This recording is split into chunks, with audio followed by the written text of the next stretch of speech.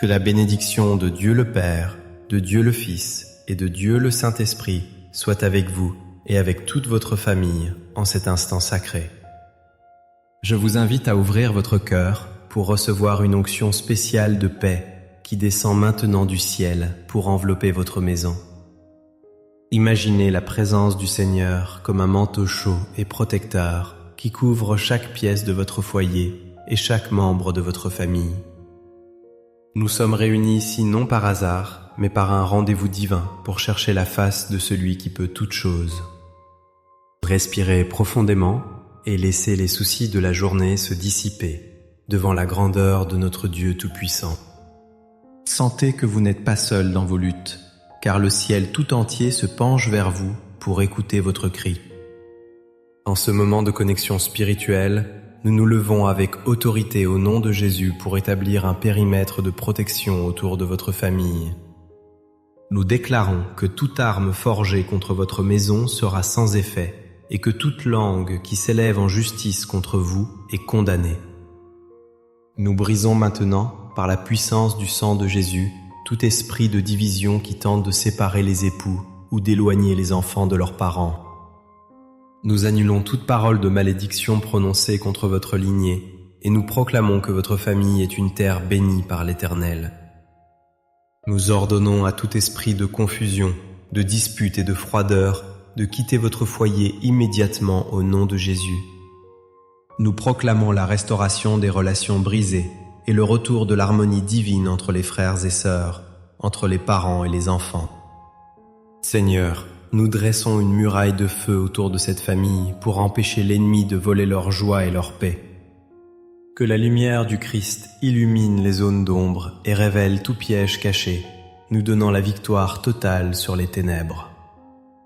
Nous scellons chaque porte et chaque fenêtre de votre maison avec le sceau du Saint-Esprit, interdisant l'entrée à tout mal. Pour la gloire de Dieu, nous sommes déjà une grande famille de prières ici sur YouTube, et je voudrais aussi que vous laissiez votre j'aime, votre pouce bleu. Car chaque fois que vous faites cela, vous signalez à YouTube que ce que vous voyez et entendez est bon pour vous, et qu'il peut l'envoyer à d'autres personnes. C'est pourquoi il est très important que vous laissiez votre j'aime. Et si vous ne vous êtes pas encore abonné, vous trouverez ci-dessous le mot « s'abonner ». Mes frères et sœurs, pour comprendre la profondeur de l'amour que Dieu a pour votre famille, nous devons tourner nos regards vers une histoire éternelle racontée par Jésus. C'est l'histoire d'un père et de ses deux fils, souvent appelée la parabole du fils prodigue, mais qui devrait s'appeler la parabole du père qui attend. Imaginez ce père, un homme de dignité et de richesse, qui voit son plus jeune fils réclamer sa part d'héritage pour partir loin de la maison. Ce départ a dû déchirer le cœur du père, car il savait que le monde extérieur serait cruel et impitoyable pour son enfant. Pourtant, il respecte la liberté de son fils, le laissant partir avec sa bénédiction, mais aussi avec une douleur silencieuse dans l'âme. Peut-être qu'il y a dans votre famille un enfant, un conjoint ou un parent qui s'est éloigné, physiquement ou spirituellement, laissant derrière lui un vide immense. Le fils s'en va, il gaspille tout ce qu'il possède dans une vie de désordre, jusqu'à ce qu'il ne lui reste plus rien que la faim et la solitude. Il se retrouve dans la boue, gardant des pourceaux, lui qui était un prince dans la maison de son père. C'est là, au fond du gouffre, que la grâce commence à opérer, car la souffrance devient le chemin du retour vers la raison. Il se souvient de l'abondance de la maison paternelle et décide de revenir, non plus comme un fils, mais comme un simple serviteur. Mais ce qu'il ne savait pas, c'est que son père n'avait jamais cessé de l'attendre, scrutant l'horizon jour après jour avec une espérance inébranlable. Lorsque le père aperçoit la silhouette de son fils au loin, il ne voit pas un rebelle, il ne voit pas la saleté ni l'échec. Il voit son enfant bien-aimé, celui qui était mort et qui est revenu à la vie. Le père ne l'attend pas avec des reproches ou une liste de conditions, mais il court vers lui, oubliant sa propre dignité. Il se jette à son cou et le couvre de baisers, restaurant son identité avant même que le fils n'ait pu finir sa phrase de repentance. Il ordonne qu'on lui apporte la plus belle robe pour couvrir sa honte, un anneau pour restaurer son autorité et des sandales pour ses pieds meurtris. Cette histoire nous enseigne que l'amour de Dieu pour votre famille est inconditionnel et qu'il n'abandonne jamais aucun de vos proches, même s'il semble perdu.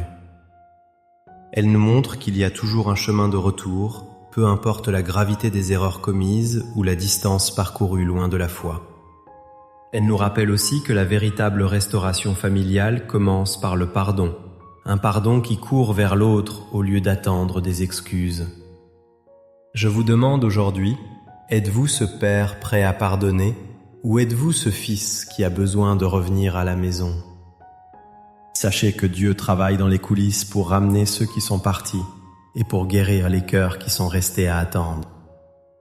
C'est sur cette certitude de l'amour inépuisable du Père que nous voulons maintenant appuyer notre prière de protection et de provision. Tout comme le Père de la parabole a protégé et pourvu aux besoins de son Fils retrouvé, notre Dieu veut le faire pour vous. Le psaume 91 est la promesse solennelle que Dieu est votre refuge et votre forteresse contre les tempêtes de la vie. Et le psaume 23 est l'assurance qu'il est votre berger, qu'il ne laissera manquer de rien votre foyer, ni de pain, ni d'amour. Je vous invite maintenant à fermer les yeux, si vous le pouvez, et à laisser ces paroles anciennes pénétrer votre esprit comme une prophétie. Recevez ces mots non comme une simple lecture, mais comme un décret spirituel établi sur votre maison et sur vos générations. Celui qui demeure sous l'abri du Très-Haut repose à l'ombre du Tout-Puissant. Je dis à l'Éternel, mon refuge et ma forteresse, mon Dieu en qui je me confie. Car c'est lui qui te délivre du filet de l'oiseleur, de la peste et de ses ravages. Il te couvrira de ses plumes, et tu trouveras un refuge sous ses ailes. Sa fidélité est un bouclier et une cuirasse. Tu ne craindras ni les terreurs de la nuit, ni la flèche qui vole de jour, ni la peste qui marche dans les ténèbres, ni la contagion qui frappe en plein midi. Que 1000 tombent à ton côté et 10 000 à ta droite, tu ne seras pas atteint. De tes yeux seulement tu regarderas, et tu verras la rétribution des méchants. Car tu es mon refuge, ô Éternel. Tu fais du Très-Haut ta retraite. Aucun malheur ne t'arrivera, aucun fléau n'approchera de ta tente. Car il ordonnera à ses anges de te garder dans toutes tes voies. Ils te porteront sur les mains, de peur que ton pied ne heurte contre une pierre. Tu marcheras sur le lion et sur l'aspic, tu fouleras le lionceau et le dragon. Puisqu'il m'aime, je le délivrerai, je le protégerai, puisqu'il connaît mon nom. Il m'invoquera et je lui répondrai. Je serai avec lui dans la détresse, je le délivrerai et je le glorifierai. Je le rassasierai de longs jours et je lui ferai voir mon salut. Ô Seigneur, nous approchons maintenant de toi avec la confiance des enfants qui savent qu'ils sont aimés par un Père parfait. Nous te présentons chaque famille représentée ici, avec ses blessures, ses espoirs et ses besoins spécifiques que toi seul connais. Nous te prions avec ferveur pour le retour des fils et des filles prodigues qui se sont égarés loin de la foi et de la maison. Touche leur cœur là où ils sont, réveille en eux le souvenir de ton amour et donne-leur le courage de revenir. Nous prions pour les mariages qui traversent la vallée de l'ombre de la mort. Apporte ta lumière et ressuscite l'amour et le respect mutuel. Seigneur, que ton pardon coule comme une rivière dans chaque foyer, lavant les rancunes anciennes et les amertumes qui empoisonnent l'âme. Nous te demandons aussi, selon la promesse du psaume 23, de pourvoir aux besoins financiers de chaque famille qui lutte pour survivre. Dresse une table devant eux, ouvre les écluses des cieux et que leur coupe déborde de tes bénédictions matérielles et spirituelles. Nous prions pour la guérison physique de ceux qui souffrent dans leur corps. Que ta main puissante touche maintenant chaque organe malade.